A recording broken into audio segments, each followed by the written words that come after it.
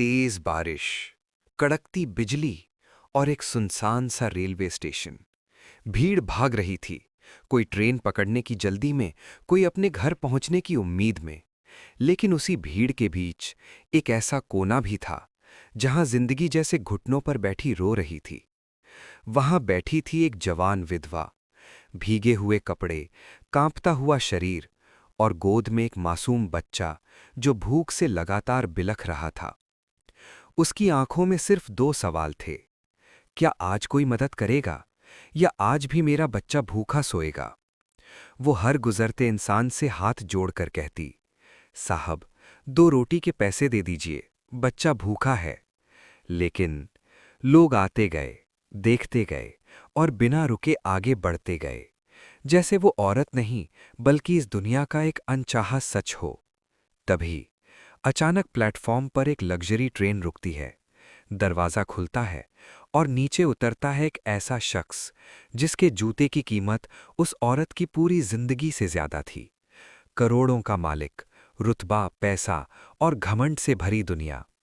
लेकिन उसे खुद नहीं पता था कि आज उसकी नज़र जिस औरत पर पड़ने वाली है वो उसकी पूरी जिंदगी बदल देगी।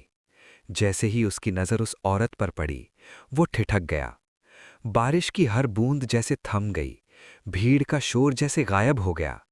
अब बस दो ही चीजें बची थीं, उस औरत की भीगी हुई आंखें और उस आदमी का धड़कता हुआ दिल। और फिर जो हुआ, उस करोड़पति ने उस विधवा के साथ जो किया, वो उसने कभी सपने में भी नहीं सोचा था। एक रात, एक फैसला और पूरी जिंदगी बदल गई। अब सवाल आपसे है, अगर आप उस स्टेशन पर होते तो क्या करते? नजरें फेर लेते या किसी की जिंदगी बदल देते? वीडियो को अंत तक जरूर देखें, क्योंकि आगे जो होगा वो सिर्फ कहानी नहीं, इंसानियत की असली परीक्षा है। दोस्तों, वीडियो को पूरा देखने से पहले इस वीडियो को लाइक करें और चैनल को सब्सक्राइब जरूर करें। छत से टपकती बूंदें प्लेटफॉर्म पर एक अजीब सा शोर पैदा कर रही थीं। लोग भागते हुए अपने अपने डिब्बों में चढ़ रहे थे। चाय वालों की आवाजें गूंज रही थीं। कुली अपने सामान के साथ दौड़ रहे थे। लेकिन उसी भीड़ के बीच एक कोना ऐसा भी था जहां जिंदगी जैसे थम सी गई थी। वहां बैठी थी एक नौजवान विधवा महिला, उम्र मुश्किल से 25-26 साल, लेकिन चेहरे पर वो थकान और दर्द था जो अक्सर बूढ़े लोगों में भी कम ही देखने को मिलता है। उसने लाल रंग की पुरानी और फटी हुई साड़ी पहन रखी थी जो बारिश में भीगकर उसके शरीर से चिपक गई थी। उसके बाल बिखरे हुए थे और गोद में एक छोटा सा बच्चा था, शायद 8-9 महीने का, जो लगातार रो रहा था। उसकी आंखों में भूख और मासूमियत दोनों साफ दिखाई दे रही थी। महिला हर गुजरते इंसान के सामने हाथ फैलाती और धीमी आवाज में कहती, बाबूजी, 2 रोटी के पैसे दे दो, बच्चा भूखा है। लेकिन लोग उसे नजरअंदाज कर देते। कोई उसे ऐसे देखता जैसे वो इंसान नहीं बल्कि कोई बोझ हो। कोई बिना देखे निकल जाता और कुछ तो हंसते हुए आगे बढ़ जाते, जैसे किसी की मजबूरी उनका मनोरंजन हो। तभी प्लेटफॉर्म पर एक ट्रेन आकर रुकी और एसी कोच का दरवाज़ा खुला। वहां से उतरा एक लड़का जिसकी पर्सनैलिटी बाकी सबसे बिल्कुल अलग थी। ब्रांडेड कपड़े, हाथ में महंगी घड़ी, चमकते जूते, चेहरे पर आत्मविश्वास और चाल में रौब। उसका नाम था पंकज, उम्र लगभग 28 साल, दिल्ली का बड़ा बिजनेसमैन, करोड़ों का मालिक, जिसने जिंदगी में कभी किसी चीज की कमी महसूस नहीं की थी। उसके लिए दुनिया हमेशा आसान रही थी, लेकिन आज जो होने वाला था वो उसकी पूरी सोच बदलने वाला था। जैसे ही पंकज प्लेटफॉर्म पर उतरा, उसकी नज़र अचानक उस महिला पर पड़ी जो बारिश में भीगी हुई अपने बच्चे को सीने से लगाए बैठी थी। पंकज के कदम अचानक रुक गए। उसने पहली बार किसी भिखारी को इतने गौर से देखा। उस महिला की आंखों में कोई चालाकी नहीं थी, कोई दिखावा नहीं था, बस सच्चा दर्द था। महिला ने धीरे से उसकी तरफ देखा और कांपते हुए हाथ आगे बढ़ाया। साहब, बच्चा भूखा है। पंकज कुछ पल तक उसे देखता रहा, जैसे उसकी आंखों में छुपी कहानी पढ़ने की कोशिश कर रहा हो। फिर उसने अपनी जेब से 500 रुपये का नोट निकाला और उसकी तरफ बढ़ा दिया। लेकिन महिला ने तुरंत वो नोट नहीं लिया। वो बस पंकज की आंखों में देखती रही, जैसे यकीन करना चाहती हो कि सामने खड़ा इंसान भी बाकी लोगों जैसा ही है या कुछ अलग। पंकज थोड़ा हैरान हुआ और पहली बार उसने उससे पूछा, तुम्हारा नाम क्या है? महिला ने धीरे से जवाब दिया, राधिका। उसकी आवाज में झिझक थी और दर्द भी। पंकज ने बच्चे की तरफ इशारा करते हुए पूछा, और ये? राधिका ने बच्चे को थोड़ा और कसकर पकड़ लिया और बोली, मेरा बेटा। नाम क्या है इसका? पंकज के इस सवाल पर राधिका कुछ पल के लिए चुप हो गई।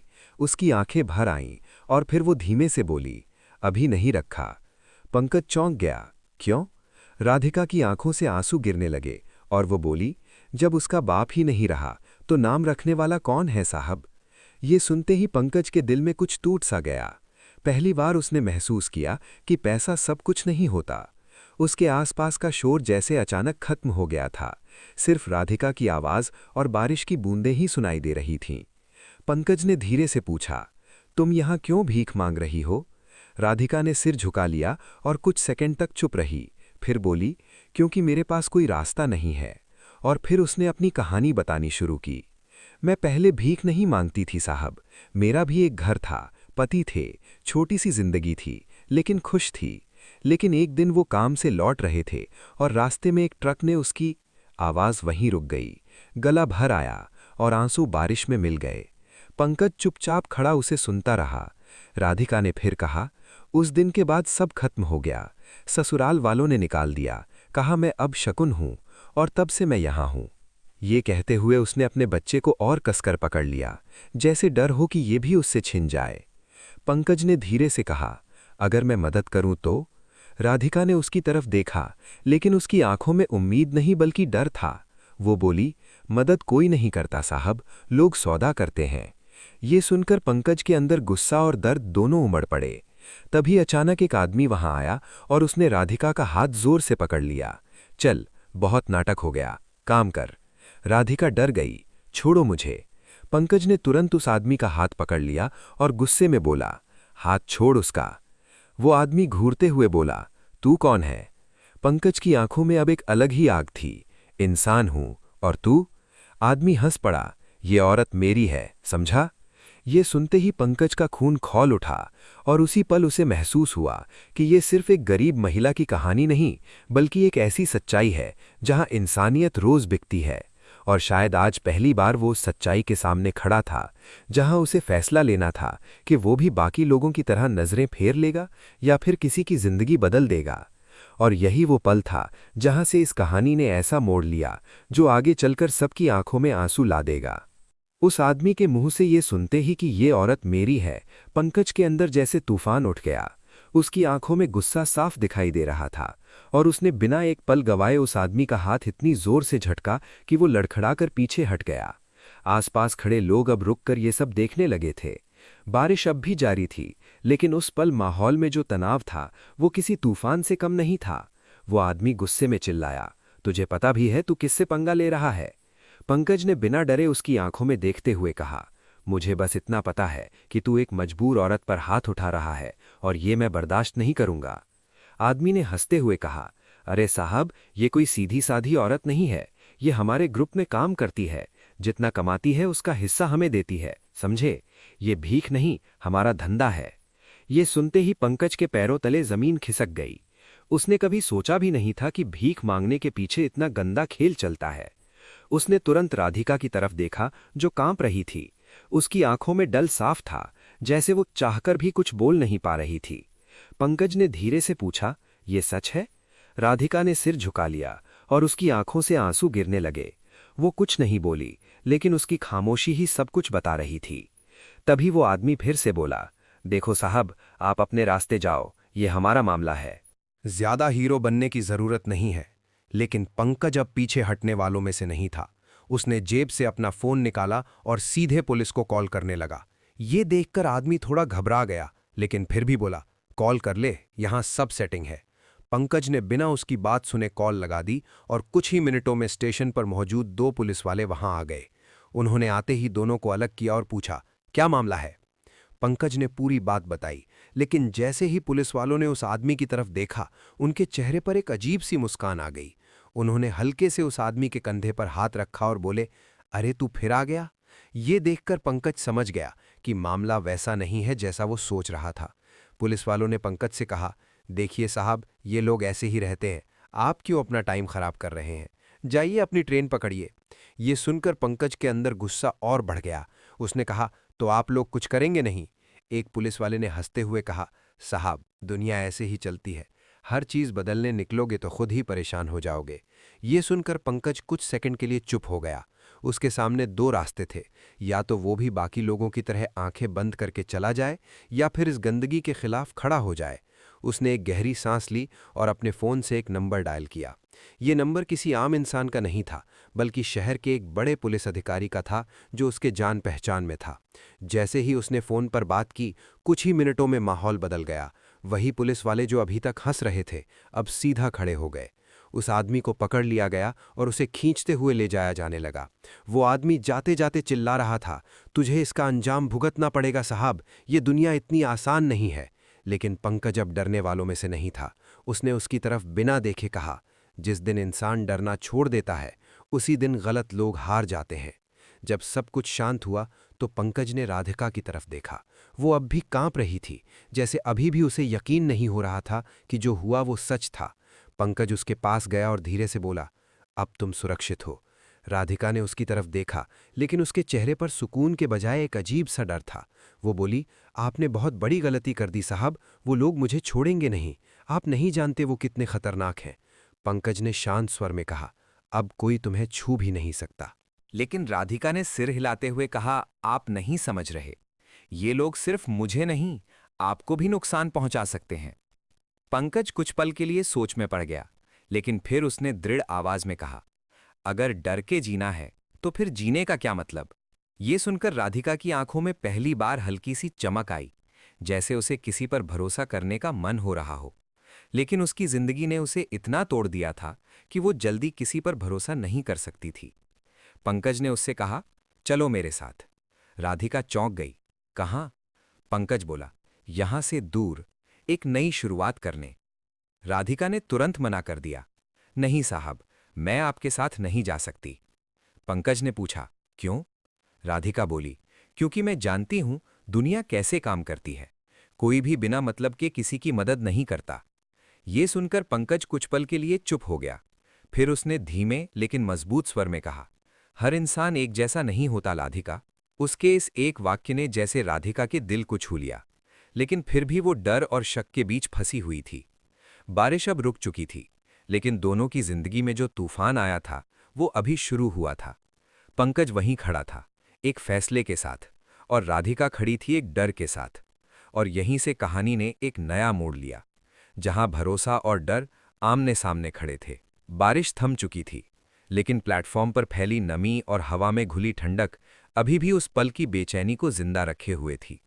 पंकज कुछ कदम दूर खड़ा राधिका को देख रहा था, और राधिका अब भी वहीं खड़ी थी, जैसे उसके पैर आगे बढ़ना चाहते हों, लेकिन दिल उसे रोक रहा हो। उसकी आंखों में डर और उम्मीद दोनों एक साथ लड़ रहे थे। पंकज ने एक बार फिर धीरे से कहा, चलो मेरे साथ, यहां रहना अब सुरक्षित नहीं है।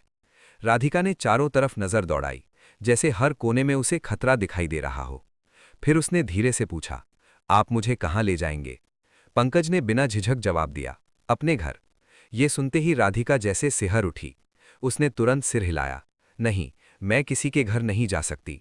उसकी आवाज में साफ डर था, जैसे उसके अतीत ने उसे सिखा दिया हो कि हर मदद के पीछे कोई ना कोई छुपा हुआ मकसद जरूर होता है।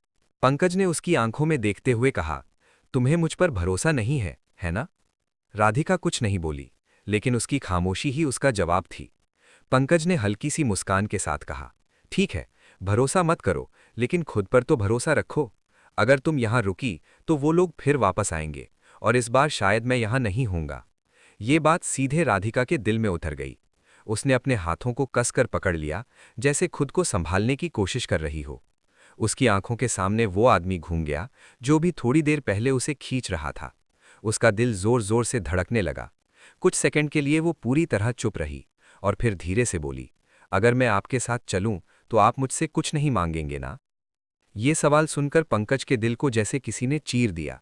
उसने कभी सोचा भी नहीं था कि एक औरत इतनी मजबूरी में जी सकती है कि मदद के बदले कुछ गलत होने का डर उसे हर पल सताता रहे।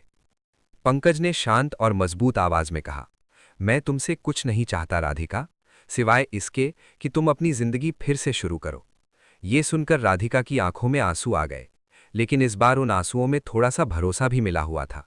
उसने धीरे से सिर हिला दिया। ये उसकी हामी थी। पंकज ने तुरंत अपना बैग उठाया और उसे साथ चलने का इशारा किया। दोनों प्लेटफॉर्म से बाहर निकलने लगे। भीड़ अभी उतनी ही थी, लेकिन राधिका के लिए सब कुछ अलग लग रहा था, जैसे वो एक अंधेरे से निकलकर किसी अनजानी रोशनी की तरफ बढ़ रही हो। स्टेशन के बाहर पंकज की महंगी कार खड़ी थी। ड्राइवर ने तुरंत दरवाजा खोला। राधिका ने कार को देखकर झिझक महसूस की। शायद उसने पहली बार इतनी महंगी गाड़ी देखी थी। पंकज ने धीरे से कहा, डरो मत, बैठो। राधिका धीरे धीरे कार में बैठ गई। उसका दिल अब भी तेज धड़क रहा था। कार चल पड़ी और स्टेशन की भीड़ पीछे छूटने लगी। कुछ देर तक दोनों के बीच खामोशी रही। सिर्फ कार के अंदर हल्की हल्की म्यूजिक की आवाज गूंज रही थी। पंकज ने उस खामोशी को तोड़ते हुए पूछा, तुमने कभी सोचा था कि तुम्हारी जिंदगी यहां तक आ जाएगी? राधिका ने खिड़की के बाहर देखते हुए धीरे से कहा, नहीं, मैंने तो बस एक साधारण जिंदगी चाही थी। उसकी आवाज में टूटा हुआ सपना साफ महसूस हो रहा था। पंकज ने पूछा, तुम पढ़ी लिखी हो? राधिका ने हल्का सा सिर हिलाया, हाँ, मैंने ग्रेजुएशन किया है। ये सुनकर पंकज चौंक गया। फिर भी तुम्हें ये सब झेलना पड़ा? राधिका ने कड़वी मुस्कान के साथ कहा, डिग्री पेट नहीं भरती साहब, और समाज अकेली औरत को जीने नहीं देता। ये सुनकर पंकज फिर चुप हो गया। उसे महसूस हो रहा था कि वो जिस दुनिया में रहता है और राधिका जिस दुनिया से आई है, दोनों के बीच कितना बड़ा फर्क है।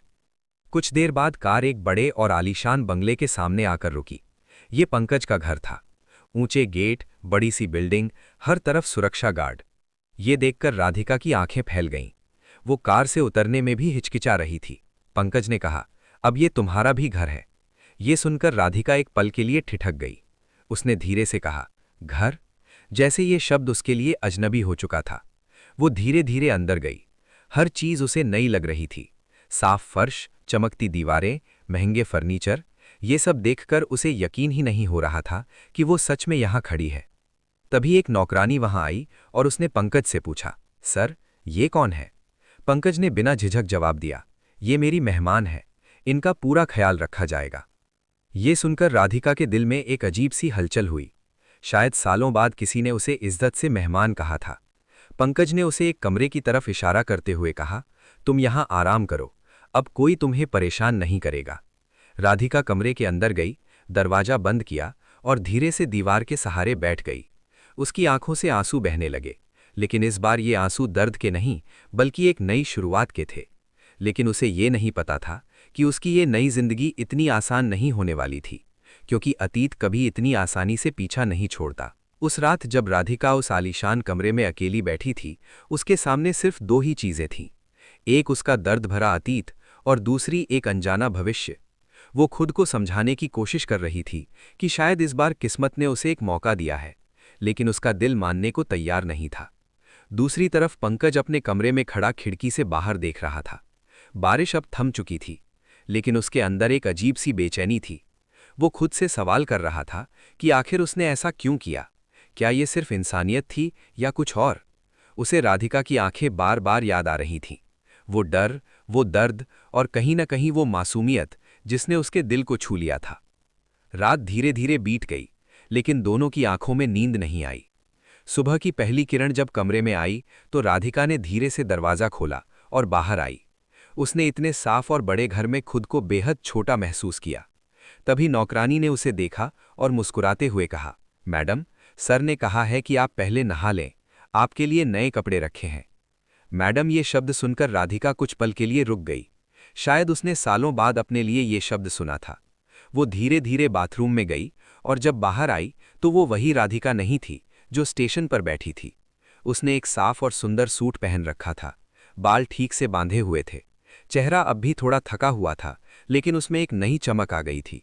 तभी सामने से पंकज आया। उसने जैसे ही राधिका को देखा तो कुछ पल के लिए ठहर गया। उसे यकीन ही नहीं हुआ कि ये वही लड़की है जिसे उसने कल स्टेशन पर देखा था।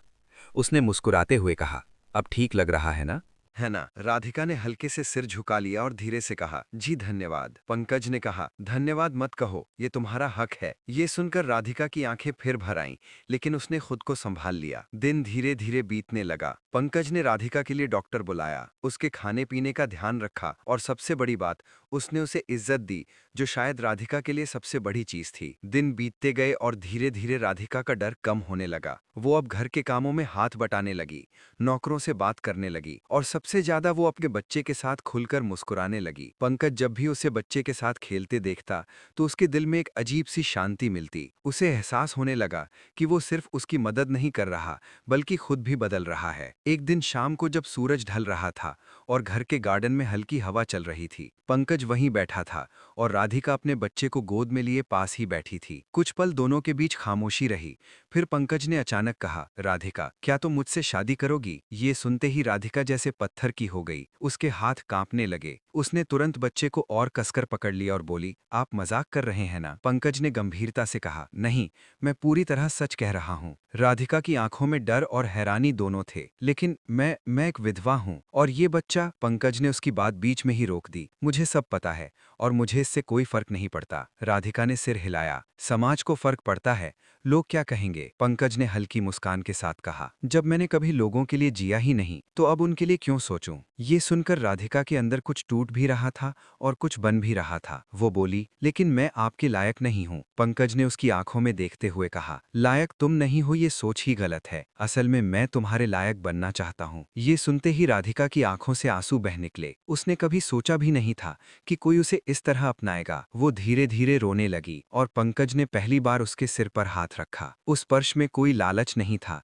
सिर्फ सच्चा अपनापन था। कुछ देर बाद राधिका ने धीरे से कहा, अगर आप सच में मुझे अपनाना चाहते हैं तो मुझे नहीं, मेरे बच्चे को भी अपनाना होगा। पंकज ने बिना एक पल गवाए बच्चे को अपनी गोद में उठा लिया और मुस्कुराते हुए कहा, आज से ये मेरा बेटा है। उस पल राधिका के अंदर का सारा डर जैसे पिघल गया। उसने पहली बार दिल से मुस्कुराया और वहीं उसने हाँ कह दी। कुछ ही दिनों में दोनों की शादी सादगी से लेकिन पूरे सम्मान के साथ हुई। पंकज ने पूरे समाज के सामने राधिका को अपनी पत्नी के रूप में अपनाया और उस बच्चे को अपना नाम दिया। लोग बातें करते रहे, ताने देते रहे, लेकिन पंकज ने कभी पीछे मुड़कर नहीं देखा। उसके लिए सबसे जरूरी था एक टूटी हुई जिंदगी को फिर से बसाना। शादी के बाद राधिका की जिंदगी पूरी तरह बदल गई। अब वो भीख मांगने वाली महिला नहीं, बल्कि एक सम्मानित पत्नी और माँ थी। पंकज ने उसे पढ़ाई आगे बढ़ाने के लिए कहा, उसे आत्मनिर्भर बनने के लिए प्रेरित किया और धीरे धीरे राधिका भी अपने अतीत से बाहर निकलने लगी। लेकिन कहानी यहाँ खत्म नहीं होती, क्योंकि हर खुशी के पीछे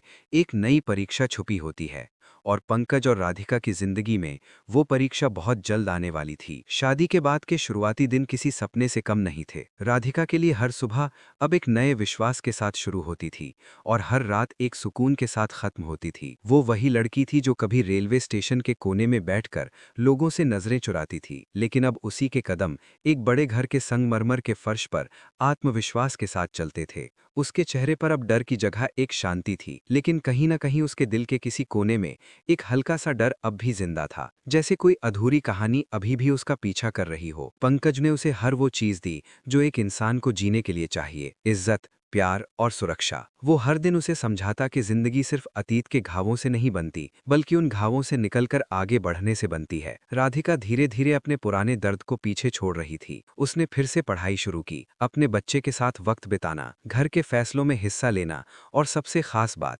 खुद को पहचानना। ये सब उसके लिए नया था, लेकिन खूबसूरत था। पंकज भी अब पहले जैसा नहीं रहा था। वो सिर्फ एक बिजनेसमैन नहीं, बल्कि एक जिम्मेदार पति और पिता बन चुका था। वो अपने काम के साथ साथ घर को भी उतना ही समय देने लगा था। लेकिन कहते हैं ना कि जिंदगी जब बहुत ज्यादा शांत हो जाती है तो समझ लेना चाहिए कि तूफान आने वाला है, और ऐसा ही कुछ होने वाला था। एक शाम जब पंकज अपने ऑफिस में था और राधिका घर पर अकेली थी, तभी अचानक घर के बाहर गाड़ियों की आवाज आई। गार्ड्स कुछ समझ पाते उससे पहले ही कुछ लोग जबरदस्ती अंदर घुस आए। उनके चेहरे पर वही खतरनाक मुस्कान थी जो राधिका ने पहले भी देखी थी। उसका दिल जोर जोर से धड़कने लगा। उसकी आंखों के सामने वही पुराना स्टेशन, वही डर, वही आवाजें घूमने लगी। उनमें से एक आदमी आगे बढ़ा और हंसते हुए बोला, पहचाना हमें? राधिका के होंठ सूख गए। वो कुछ बोल ना पाई। वही आदमी फिर बोला, हमने कहा था ना, ये दुनिया इतनी आसान नहीं है। ये वही गिरोह था जिससे पंकज ने उसे छुड़ाया था, लेकिन आज वो बदला लेने आए थे। उन्होंने पूरे घर में हंगामा मचाना शुरू कर दिया। नौकर चाकर डरकर छिप गए। राधिका अकेली खड़ी थी। उसका दिल चाहता था कि वो भाग जाए, लेकिन उसके कदम जैसे जमीन में जड़ गए थे। तभी उनमें से एक आदमी ने कहा, कहाँ है वो तुम्हारा करोड़पति पति? आज उसे दिखाते हैं कि हमसे पंगा लेने का अंजाम क्या होता है। राधिका ने हिम्मत जुटाकर कहा, कृपया यहाँ से चले जाओ। लेकिन उसकी आवाज में वो मजबूती नहीं थी जो उन लोगों को रोक सके। वो आदमी जोर से हंसा, अब तू हमें भगाएगी? और उसने आगे बढ़कर राधिका का हाथ पकड़ लिया। उसी पल राधिका के अंदर जैसे कुछ टूट गया और कुछ जाग गया। उसने पूरी ताकत से अपना हाथ छुड़ाया और जोर से चिल्लाई, छोड़ो मुझे। ये वही राधिका थी जो कभी चुप रहती थी, लेकिन आज वो खुद के लिए खड़ी हो गई थी। तभी पंकज भी वहां पहुंच गया। उसे जैसे ही ये सब दिखा, उसका खून खौल गया। खून खौल उठा। उसने बिना सोचे समझे उन लोगों पर हमला कर दिया। घर के गार्ड्स भी अब सक्रिय हो गए और थोड़ी ही देर में पुलिस भी वहां पहुंच गई। इस बार मामला अलग था क्योंकि पंकज ने पहले ही सबूत इकट्ठा कर रखे थे। वो जानता था कि ये लोग कभी भी वापस आ सकते हैं। पुलिस ने उन सब को गिरफ्तार कर लिया। लेकिन जाते जाते उनमें से एक आदमी ने फिर वही बात कही, ये खत्म नहीं हुआ है। ये शब्द राधिका के दिल में फिर से डर बनकर बैठ गए। रात को जब सब शांत हो गया तो राधिका अकेली बैठी थी। उसका पूरा शरीर कांप रहा था। पंकज उसके पास आया और उसे अपने सीने से लगा लिया। उसने धीरे से कहा, अब कुछ नहीं होगा, मैं हूं ना। लेकिन इस बार राधिका रो पड़ी और बोली, मैं नहीं चाहती कि मेरी वजह से तुम्हें कुछ हो। अगर तुम्हें कुछ हो गया तो मैं खुद को कभी माफ नहीं कर पाऊंगी। पंकज ने उसके आंसू पोंछते हुए कहा, प्यार में डर नहीं होता राधिका, और अगर होता भी है तो वो हमें मजबूत बनाता है। उस रात दोनों ने एक दूसरे को और गहराई से समझा, लेकिन इस घटना ने उनकी जिंदगी को बदल दिया था। अब ये सिर्फ एक प्यार की कहानी नहीं थी, बल्कि एक लड़ाई थी, अतीत और वर्तमान के बीच, डर और हिम्मत के बीच, और इंसानियत और बुराई के बीच। अगले कुछ दिनों तक सब कुछ सामान्य दिखने लगा, लेकिन अंदर ही अंदर एक तनाव बना हुआ था। पंकज ने अपनी सुरक्षा बढ़ा दी। राधिका भी अब ज्यादा सतर्क रहने लगी, लेकिन उसने एक बार ठान ली थी, अब वो डर कर नहीं जिएगी। उसने खुद को मजबूत बनाने का फैसला किया। वो अपने बच्चे के लिए, अपने पति के लिए और सबसे ज्यादा अपने लिए जीना चाहती थी। लेकिन उसे ये नहीं पता था कि असली परीक्षा अभी बाकी थी, क्योंकि जिंदगी की सबसे बड़ी लड़ाई बाहर के दुश्मनों से नहीं, बल्कि अंदर के डर से होती है। उस रात के बाद सब कुछ बाहर से भले ही सामान्य दिख रहा था, लेकिन अंदर ही अंदर जैसे हर चीज बदल चुकी थी। घर की दीवारें अब पहले जैसी शांत नहीं लगती थीं, बल्कि उनमें एक अनजाना डर गूंजता रहता था। राधिका हर छोटी आवाज पर चौंक जाती थी और पंकज हर पल सतर्क रहने लगा था। लेकिन सबसे ज्यादा बदलाव उनके रिश्ते में आया था। अब ये सिर्फ पति पत्नी का रिश्ता नहीं था, बल्कि एक ऐसी डोर बन चुका था जिसमें भरोसा, दर्द, डर और प्यार सब एक साथ बन चुके थे। पंकज ने अपने बिजनेस को थोड़ा पीछे छोड़ दिया और घर पर ज्यादा समय देने लगा। वो जानता था कि इस वक्त राधिका को उसकी सबसे ज्यादा जरूरत है। राधिका भी धीरे धीरे खुद को संभाल रही थी, लेकिन उसके अंदर एक डर अब भी जिंदा था। वो डर कि कहीं उसकी वजह से पंकज को कुछ हो न जाए। वो बार बार खुद से सवाल करती कि क्या उसकी जिंदगी में खुशियां हमेशा इतनी मुश्किलों के बाद ही आती हैं। लेकिन हर बार जब वो अपने बच्चे को मुस्कुराते हुए देखती या पंकज को अपने लिए चिंता करते हुए देखती, तो उसके अंदर जीने की एक नई ताकत जाग जाती। समय बीतता गया और धीरे धीरे वो घटना पीछे छूटती नजर आने लगी, लेकिन असली तूफान तो अभी बाकी था। एक दिन पंकज को एक अनजान नंबर से कॉल आया। उसने जैसे ही फोन उठाया, दूसरी तरफ से एक ठंडी और खतरनाक आवाज आई, बहुत खुश लग रहे हो अपनी नई जिंदगी में। पंकज तुरंत समझ गया कि ये वही लोग हैं। उसने शांत रहते हुए पूछा, क्या चाहते हो तुम? जवाब आया, बस इतना कि जो हमारा था वो हमें वापस चाहिए। पंकज ने गुस्से में कहा, राधिका कोई चीज नहीं है जिसे तुम अपना कह सको। दूसरी तरफ से हंसी आई, दुनिया में हर चीज की कीमत होती है और अब तुम्हें वो कीमत चुकानी होगी। ये सुनते ही पंकज के अंदर एक अजीब सा डर बैठ गया, लेकिन उसने खुद को मजबूत रखते हुए फोन काट दिया। उसने ये बात राधिका से छुपाने की कोशिश की, लेकिन राधिका उसकी आंखों को पढ़ चुकी थी। उसने पूछा, क्या हुआ? पंकज कुछ पल चुप रहा, फिर उसने सच बता दिया। ये सुनते ही राधिका का दिल जैसे बैठ गया। वो कुछ देर तक कुछ बोल ही नहीं पाई। फिर धीरे से बोली, मैंने कहा था ना, ये लोग हमें चैन से नहीं जीने देंगे। पंकज ने उसका हाथ पकड़कर कहा, जब तक मैं हूं कोई तुम्हें छू भी नहीं सकता।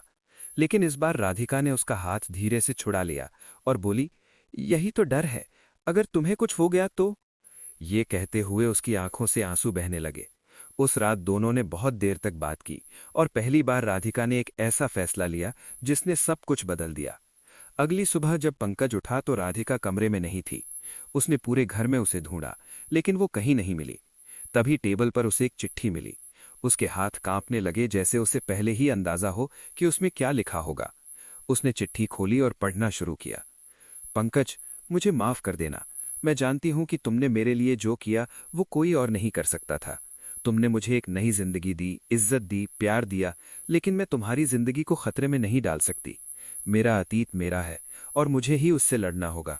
अगर मैं तुम्हारे साथ रही तो वो लोग तुम्हें नुकसान पहुंचाएंगे और मैं ये कभी नहीं सह पाऊंगी। इसलिए मैं जा रही हूं, अपने बच्चे को तुम्हारे पास छोड़कर, क्योंकि मुझे पता है कि उससे बेहतर जिंदगी कोई नहीं दे सकता। तुम उसे वही प्यार देना जो तुमने मुझे दिया। शायद यही मेरी किस्मत है कि मैं हमेशा दूर से ही खुशियां देखूं। तुम खुश रहना, यही मेरी दुआ है। ये पढ़ते ही पंकज के पैरों तले जमीन खिसक गई। उसकी आंखों के सामने अंधेरा छा गया। उसने तुरंत अपने लोगों को कॉल किया और राधिका को ढूंढने के लिए भेज दिया। वो खुद भी पागलों की तरह सड़कों पर उसे ढूंढने निकल पड़ा। हर जगह, हर मोड़ पर, हर स्टेशन पर उसने उसे तलाशा, लेकिन वो कहीं नहीं मिली। दिन बीत गया और रात हो गई, लेकिन राधिका का कोई पता नहीं चला। पंकज पूरी तरह टूट चुका था। उसे पहली बार एहसास हुआ कि किसी को खोने का दर्द क्या होता है। वो घर लौटा और अपने बच्चे को सीने से लगाकर रोने लगा। उसकी आंखों से आंसू रुकने का नाम नहीं ले रहे थे। लेकिन कहानी यहां खत्म नहीं होती, क्योंकि असली मोड़ अभी बाकी था। उसी रात अचानक पंकज के फोन पर एक वीडियो आया। उसने जैसे ही उसे खोला, उसके होश उड़ गए। वीडियो में राधिका थी, बंधी हुई, घायल, और उसके चारों तरफ वही लोग खड़े थे। उनमें से एक बोला, अगर उसे जिंदा देखना है तो अकेले आना। पंकज की आंखों में अब डर नहीं, बल्कि आग थी। उसने बिना किसी को बताए लोकेशन पर जाने का फैसला किया। वो जगह शहर के बाहर एक सुनसान गोदाम था। रात का अंधेरा, चारों तरफ सन्नाटा। पंकज धीरे धीरे अंदर गया। वहां राधिका बंधी हुई थी। जैसे ही उसने पंकज को देखा, उसकी आंखों से आंसू बहने लगे। तुम क्यों आए? पंकज ने कहा, क्योंकि मैं तुम्हें खो नहीं सकता। तभी पीछे से आवाज आई, वाह कितना प्यार है। वो लोग सामने आ गए। उन्होंने पंकज को घेर लिया। आज देखेंगे तुम्हारा प्यार कितना मजबूत है। उन्होंने पंकज को पीटना शुरू कर दिया, लेकिन पंकज चुपचाप सब सहता रहा। उसकी नजर सिर्फ राधिका पर थी। वो सिर्फ उसे बचाना चाहता था। तभी मौका मिलते ही उसने खुद को छुड़ाया और राधिका की रस्सी खोल दी। दोनों भागने लगे, लेकिन उनमें से एक ने पिस्तौल निकाल ली। उसने निशाना पंकज पर साधा। उसी पर राधिका ने बिना सोचे पंकज के सामने खुद को खड़ा कर लिया और गोली उसके सीने में लग गई। समय जैसे रुक गया। पंकज ने उसे अपनी बाहों में पकड़ लिया। राधिका, उसकी आवाज कांप रही थी। राधिका की सांसें धीमी हो रही थीं। उसने मुस्कुराते हुए कहा, मैंने कहा था ना, मैं तुम्हें कुछ नहीं होने दूंगी। पंकज की आंखों से आंसू रुक नहीं रहे थे। तुम मुझे छोड़कर नहीं जा सकती। राधिका ने धीरे से कहा, मैं कहीं नहीं जा रही, मैं हमेशा यहीं रहूंगी, तुम्हारे दिल में, हमारे बच्चे में। ये कहते हुए उसकी आंखें बंद हो गईं और उस पल जैसे पूरी दुनिया रो पड़ी। पुलिस भी वहां पहुंच गई और उन सबको गिरफ्तार कर लिया। लेकिन जो खो गया था वो कभी वापस नहीं आ सकता था। कुछ महीनों बाद पंकज ने राधिका के नाम पर एक ट्रस्ट शुरू किया, जो ऐसी महिलाओं की मदद करता था जिन्हें समाज ने ठुकरा दिया था। उसने अपने बच्चे को उसी प्यार से पाला जैसा वादा उसने राधिका से किया था, और हर रात वो आसमान की तरफ देखकर बस एक ही बात कहता, तुम गई नहीं हो राधिका, तुम हर उस मुस्कान में हो जो मैंने किसी को दी है। और यही इस कहानी की सबसे बड़ी सच्चाई थी। प्यार कभी खत्म नहीं होता, वो बस एक रूप से दूसरे रूप में बदल जाता है, और इंसानियत वो हमेशा जीतती है। अब जरा एक पल के लिए खुद से एक सच्चा सवाल पूछिए, अगर आप उस रेलवे स्टेशन पर होते जहां भीड़ के बीच एक भीगी हुई, टूटी हुई राधिका अपने बच्चे को सीने से लगाए हर गुजरते इंसान से मदद की गुहार लगा रही थी, और उसी भीड़ में करोड़ों का मालिक पंकज खड़ा था, तो आप क्या करते? क्या आप भी बाकी लोगों की तरह नजरें झुकाकर आगे बढ़ जाते, या फिर पंकज की तरह रुककर किसी अनजान की पीड़ा को समझने की कोशिश करते? और अगर आप पंकज की जगह होते, जहां एक तरफ आपकी आरामदायक जिंदगी थी, आपका स्टेटस था, आपका समाज था, और दूसरी तरफ एक ऐसी महिला थी जिसे दुनिया ने ठुकरा दिया था। तो क्या आप भी सोचते कि लोग क्या कहेंगे, या फिर सब कुछ छोड़कर इंसानियत का हाथ थाम लेते? और अगर आप राधिका की जगह होते, जहां हर मदद के पीछे एक डर छुपा होता है, हर नजर में शक होता है, तो क्या आप किसी पर भरोसा करने की हिम्मत जुटा पाते, या फिर पूरी जिंदगी उसी डर के साये में जीते रहते? और सबसे बड़ा सवाल, अगर आपके सामने ऐसा पल आए जहां आपके एक फैसले से किसी की पूरी जिंदगी बदल सकती हो, तो क्या आप आगे बढ़ेंगे या फिर सोचकर पीछे हट जाएंगे? अब सच सच बताइए, अगर जिंदगी आपको ऐसा मौका दे दे जहां आपको चुनना हो दौलत, समाज और डर, या फिर सच्चा प्यार, भरोसा और इंसानियत, तो आप क्या चुनेंगे? कमेंट में सिर्फ एक शब्द लिखिए, दौलत या इंसानियत। आपका जवाब बताएगा कि आप दिल से किस तरह के इंसान हैं। अगर आपको भी लगता है कि इस दुनिया को पैसों से ज्यादा सच्चाई, प्यार और इंसानियत की जरूरत है, तो इस कहानी को लाइक जरूर कीजिए, अपने दोस्तों और परिवार के साथ शेयर कीजिए, और ऐसी ही दिल को छू लेने वाली कहानियों के लिए हमारे चैनल ज्ञानी प्रजा को सब्सक्राइब करना बिल्कुल मत भूलिए, क्योंकि अगली कहानी शायद किसी और की नहीं, बल्कि आपकी जिंदगी के किसी फैसले से मिलती जुलती हो सकती है। मिलते हैं अगली कहानी में, तब तक अपना और अपने अपनों का ख्याल रखिए। धन्यवाद।